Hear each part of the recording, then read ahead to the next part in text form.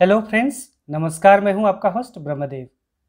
Friends, succulent plants की एक अलग ही दुनिया होती है। नॉर्मल प्लांट्स की तुलना में सक्यूलेंट्स की वाटर और फर्टिलाइज़र की ज़रूरत काफ़ी कम होती है। सक्यूलेंट्स स्लोली ग्रो करते हैं और उनकी जगह की ज़रूरत भी कम होती है, लेकिन सुंदरता और आकर्षण के मामले में उनका कोई जवाब नहीं है।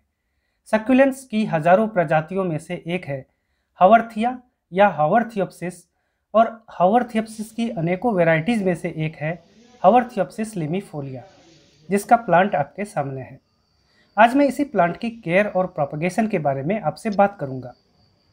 हावरथियोप्सिस लिमिफोलिया का प्लांट दिखने में बहुत कुछ मिनिएचर एलोवेरा प्लांट की तरह लगता है, लेकिन इसके पत्ते थोड़ा टेढ़ापन लिए होते हैं और उन पर उभरी हुई धारियां होती है। इसके अलावा हावरथिया लिमिफोलिया के पत्तों की अधिकतम लंबाई 2 से 3 इंच तक और प्लांट की हाइट अधिक से अधिक 4 इंच तक ही रहती है। साउथ अफ्रीकन मूल का यह कॉम्पैक्ट प्लांट बढ़ता तो तेजी से है, लेकिन आकार में छोटा ही रह जाता है। गर्मी के दिनों में इस प्लांट के बीच से लगभग 12 से 14 इंच तक की हाइट का एक फ्लावरिंग स्टेम निकलता है, जिसके ऊपरी भाग में सफ़ेद रंग के फूल झुंड में खिलते हैं।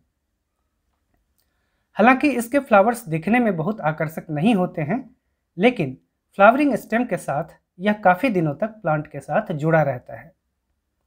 हावरथियोप्सिस लेमिफोलिया का यह सुंदर प्लांट गर्म और सूखे क्लाइमेट में अच्छी तरह ग्रो करता है। इसे ऐसी जगह रखना चाहिए जहां फिल्टर्ड सनलाइट हो या छायादार जगह के साथ तेज चमकीली रोशनी उपलब्ध हो। इसे आप ऐसी जगह पर भी रख सकते हैं जहां सुबह की 3-4 घंटे की सीधी सनलाइट उपलब्ध हो और बाकी समय छाया रहे। मिट्टी में लगातार नमी की अवस्था को यह प्लांट टॉलरेट नहीं करता, इसलिए बारिश के दिनों में इसे इंडोर ऐसी जगह रखना चाहिए जहां पर्याप्त रोशनी की व्यवस्था हो। ठंड के दिनों में भी जब मौसम बर्फीला हो या बाहर तेज ठंडी हवा चल रही हो या पाला पड़ रहा हो, तब इस प्लांट को इंडोर रखना ही उचित है, क्योंकि यह ऐसे क्लाइमेटिक कंडीशंस को टॉलरेट नहीं कर पाता है। हावरथियोप्सिस लिमिफोलिया एक सक्यूलेंट है, इसलिए इसकी दोबारा वाटरिंग तभी करें जब पॉटिंग मिक्स पूरी तरह सूख चुका हो। सूखे और गर्म मौसम में इसे हर 5वें-6ठे दिन पानी देने की जरूरत पड़ सकती है, जबकि बरसात के दिनों में यह अंतराल 2 से 3 हफ्ते तक का हो सकता है। ठंडे मौसम में इसे महीने में सिर्फ एक बार ही पानी देना पर्याप्त रहेगा। किसी भी सक्यूलेंट को पानी देते समय यह भी ध्यान रखें कि पानी सीधे मिट्टी में जाए, न कि प्लांट को भिगोए। इस प्लांट के ऊपर पानी का स्प्रे यानी इसकी मिस्टिंग भी आपको नहीं करनी चाहिए। इस प्लांट को हमेशा एक फास्ट ड्रेनिंग सॉइल में ही लगाना चाहिए। इसके पॉटिंग मिक्स की रेसिपी मैं आगे आपको बताऊंगा।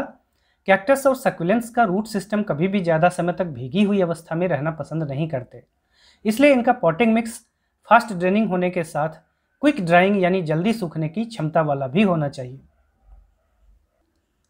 हावरथिया लिमिफोलिया के प्लांट को प्रोपेगेट करने का सबसे अच्छा तरीका है इसके ऑफसेट को मदर प्लांट से अलग करके रिपोर्ट करना। प्लांट की मैच्योरिटी के बाद उसके साइड से ऑफसेट्स निकलते रहते हैं। मेरा यह प्लांट लगभग 2 साल पुराना है और इसके 2 ऑफसेट आप देख सकते हैं। इस तरह के ऑफसेट्स को अगर डिवाइड ना किया जाए तो बहुत सारे प्लांट का एक झुंड बन जाता है और पॉट ओवर क्राउडेड हो जाता है। हालांकि यह स्थिति मेरे इस प्लांट के साथ अभी नहीं है, लेकिन मैं फिर भी इन ऑफसेट्स को अलग करके आपको दिखाऊंगा कि कैसे एक प्लांट से कई और प्लांट्स ऑफसेट डिवीजन के थ्रू बना सकते हैं। मेरा यह प्लांट हालांकि प्लास्टिक पॉट में लगा हुआ है, लेकिन बिगिनर्स के लिए मेरी सलाह यही है कि आप सक्यूलेंट्स के लिए क्ले पॉट का ही इस्तेमाल करें। मैं प्लांट को बाहर निकालने की कोशिश करता हूँ। पॉट को उल्टा करके नीचे हाथ लगाएं और धीरे धीरे झटका दें। इससे रूट सिस्टम पॉटिंग मिक्स के साथ आसानी से बाहर आ जाएगा।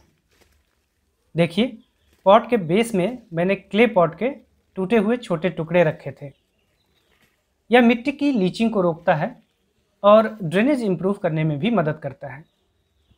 अब सावधानी से इन ऑफसेट्स को मदर प्लांट से अलग कर लेते हैं।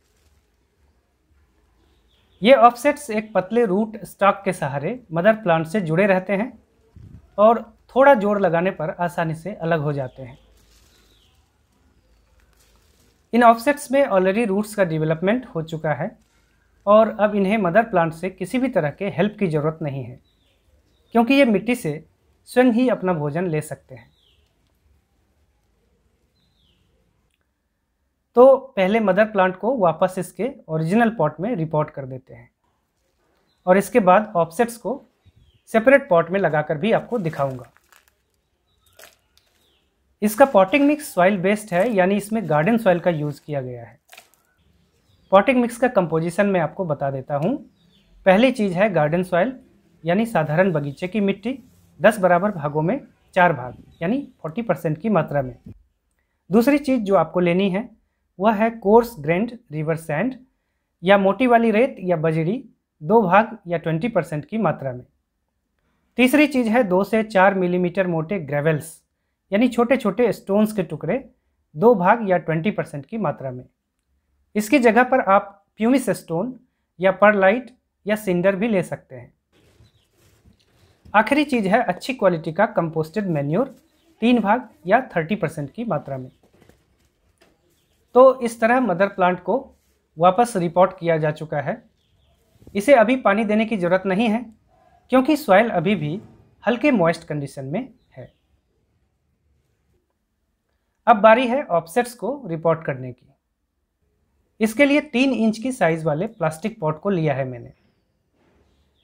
आप देख सकते हैं इसमें बहुत सारे ड्रेनेज होल्स हैं और सक्यूलेंट्स को ग्रो करने के लिए इसी तरह के मल्टीपल ड्रेनेज होल्स वाले पॉट का ही इस्तेमाल करना चाहिए, खासकर तब जब आप प्लास्टिक पॉट का यूज़ कर रहे हो। पॉटिंग मिक्स की रेसिपी मैं आपको बता ही चुका हूँ। अब बाकी के सारे प्रोसेस वही हैं जिन्हें हमने मदर प्लांट को रिपोर्ट करते वक्त फॉलो किए थे। पॉटिंग मिक्स चूँकि ऑलरेडी मॉइस्ट कंडीशन में है, इसलिए रिपोर्ट करने के तुरंत बाद वाटरिंग की ज़रूरत नहीं है। तो फ्रेंड्स, आशा करता हूँ कि वीडियो से आपको मदद मिलेगी। अगर वीडियो आपको अच्छा लगा हो तो कृपया लाइक बटन को प्रेस करें। गार्डनिंग से रिलेटेड इसी तरह के ढेरों इंटरेस्टिंग वीडियोस को देखने के लिए सिटी गार्डनिंग चैनल को ज़रूर सब्सक्राइब करें। सवाल पूछने के लिए या अपनी राय जाहिर करने के लिए नीचे जो कमेंट बॉक्स है उसका इस्तेमाल आप कर सकते हैं। Thank you for watching.